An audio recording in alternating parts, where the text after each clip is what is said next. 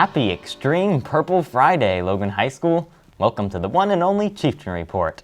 I'm Nicholas Kuthapour. And I'm Jasper Jones. On this week's spirited episode, we have Sydney Lingerack with weather, Landon Little and Lexus Fickle with sports. We also have a segment about bus stop rules with Officer Campbell and a TV2 look at Valentine's Day. But before any of that, here are your announcements. Attention 11th graders. You are invited to apply for the Chieftain Scholars Program. On April 25th and 26th, up to 5 Chieftain Scholars will be going to the Southeastern Ohio Regional Scholars Retreat at Camp Akita. Not only is the event an exceptional resume builder, it is also a great opportunity to develop leadership skills and gain college planning advice. If you are interested, then contact Mrs. Hildreth or Mrs. Hayden in order to get an application packet. All applications must be turned in by February 28th. In just 10 days, on Monday, February 20th, we will be celebrating President's Day. So that means you have one free day off from school. So use the day for whatever you wish. The 20th is also Teachers in Service Day. Sorry, teachers. This past Tuesday was the annual Winter Band Concert. Our LHS band, as well as the middle school band, both sounded exceptional. In case you missed it, here are a few sights and sounds from the evening.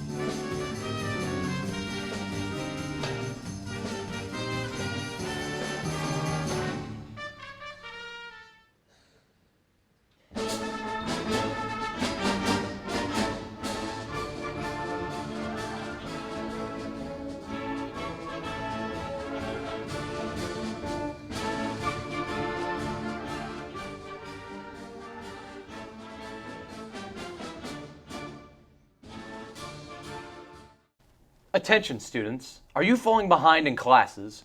Well, look no further because Beyond the Bell is now offering night school for geometry, physical science, and English. This will allow you to recover credits you may need for these classes.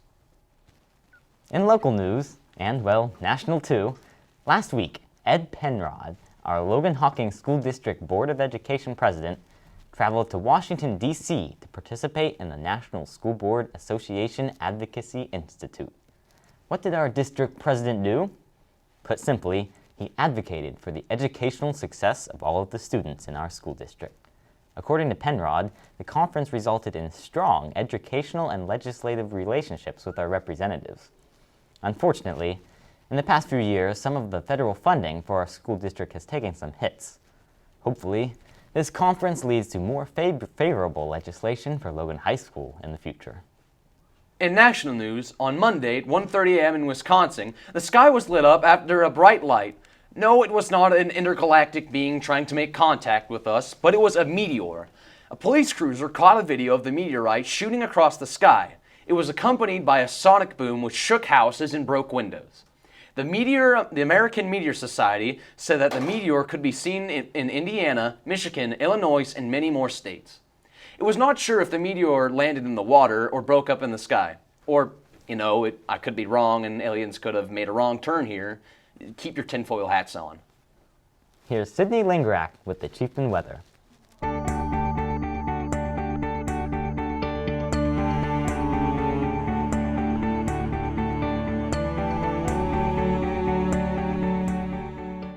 Well, hello there, LHS. It's finally Friday, which also means it's time to hear about the upcoming weather for this week. To start off my segment of the show, the record high of February 10th is 60, set back in 1990, with a record low of -5, set back in 1875. Now, here's a look at our neck of the woods. Today will be partly cloudy throughout the day, with a high of 42 and a low of 37. On Saturday, the high will be 56, with a low of 51.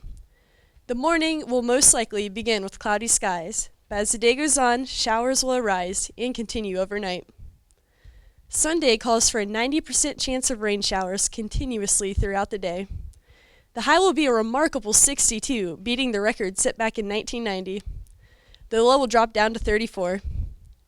On Monday, the high will be 50 and the low will be 30, with partly cloudy skies throughout the day. And finally, to wrap up the 5-day forecast, Tuesday will be mostly sunny, with a high of 48 and a low of 30. That's all I have for this week, Logan High School. I hope everyone has a great weekend. Until next time, Sydney Lingrack, TV2 Weather.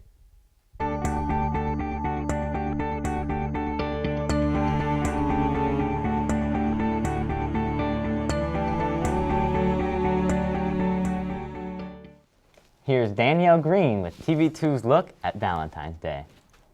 As kids, we learned about Valentine's Day as a paper heart-filled holiday with boxes stuffed with stickers and candy and sweet notes from your friends and classmates. Today, we know it as a romantic holiday that celebrates love, buying overpriced flowers and chocolates, and spending it with your significant other. What are your plans for Valentine's Day? Well, women are probably too expensive, so I'm probably going to be fishing. Well, Carter Hodson's going to take me out to the Cheesecake Factory and we're going to eat cheesecake. For Valentine's Day, since we just had a baby, we'll probably just be hanging out at home and maybe cook something for dinner. My plans for Valentine's Day would be to probably take my mom out for a nice lunch. My plans on Valentine's Day is to eat a lot of chocolate. Well, hopefully many of you students and teachers have a Valentine, but for those of you who don't, try not to be too upset. Just know that candy will be on sale soon enough in your future. TV2, Danielle Green. Here's Wyatt Ellinger with a news story about bus stop safety. It may seem like common sense, but some students just can't quite grasp the concept. When a bus tells you to stop, you need to stop. This school year alone, 12 cars have ran the stop bus here on 328. We asked Officer Campbell if he could explain the rules of bus stops. So right here we have a bus stopped on 2-lane road. So anyone coming from behind the bus or in front of the bus has to stop when the red lights are out. Right here is a 3-lane road. Basically you have both directions plus a turn lane. This is very similar to what we have out in front of the school. So anytime a bus is stopped on a 3-lane road, both directions are required to stop, just as a 2-lane. Okay, then we go to a 4-lane road.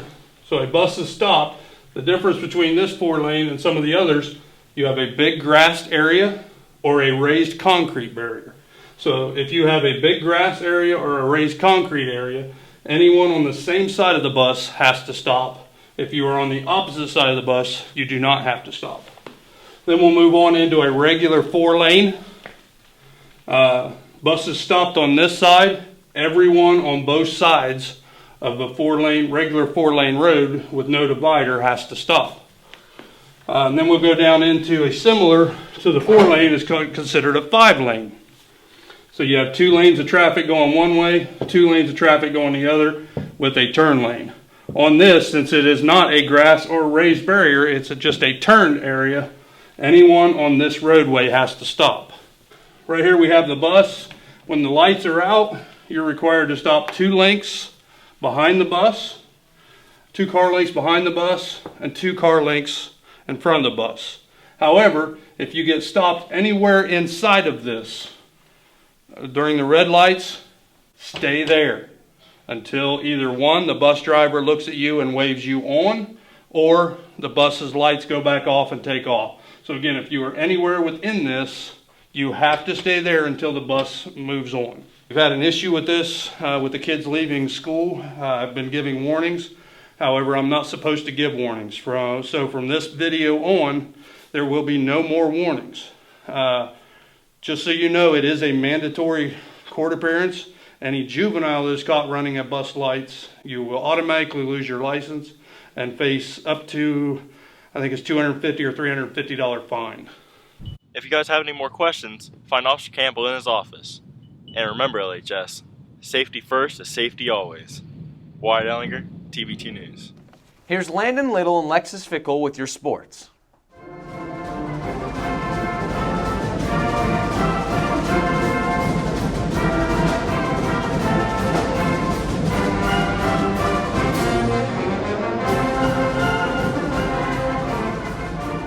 To start off, Chieftain Sports, we have a boys basketball game against New Albany. Then a girls basketball game against Chillicothe. Now let's get to it.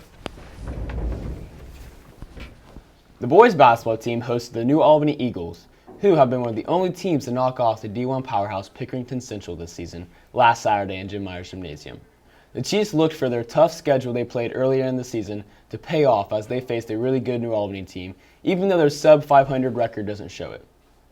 Logan's Caden Landis exploded out of the gates to score 12 of the Chiefs' first 14 points of the game. After Logan outscored the Eagles 19-6 in the first quarter, they never gave up the lead. Logan led 30-19 going into halftime, but New Albany made a game of it in the second half. But the Chieftains come out victorious, winning this one 55-49. Cade Landis led the Chieftains with 19 points and 12 rebounds. Bo Myers added 14 points, along with Caleb Bell's 7 points. The Chieftains host Benton County tomorrow night. The Lady Chiefs basketball team traveled down to Chillicothe High School on Wednesday. The Lady Cavs played an excellent defensive job limiting the Lady Chiefs to a few good scoring opportunities. The Chiefs shot a season worst of 25% from the field and didn't have a single three-point basket.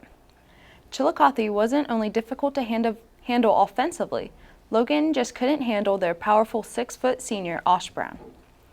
The Lady Cavs led 17-6 after one quarter and only extended the lead from there, beating the Chiefs 52-29. Haley Sammons led the Chiefs with 9 points, and fellow sophomore Bethany Starlin chipped in 6. The Purple and White now turn their attention to Saturday's league game against Warren in Jim Myers Gymnasium at 2 p.m.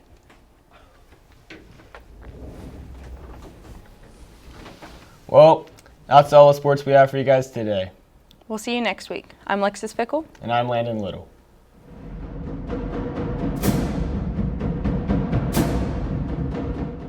Well, that is all. We hope you enjoyed the show.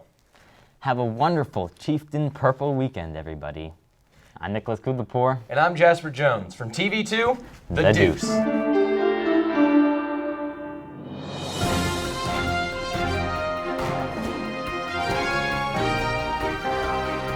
I'm just loving this back there. Stone teaching Carter how to tie a tie.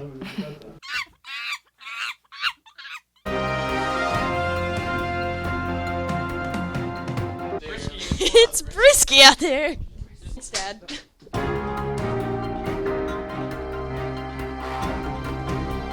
I'm a great boy. I'm French. Buongiorno. Okay, is it Gucci? Okay, I'm a blueberry.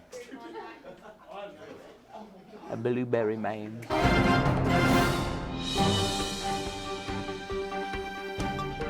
Two. Today on Chieftain Sports, we have a basketball game against... Boys. Then a girls' basketball game against... I can't remember who they... Boys.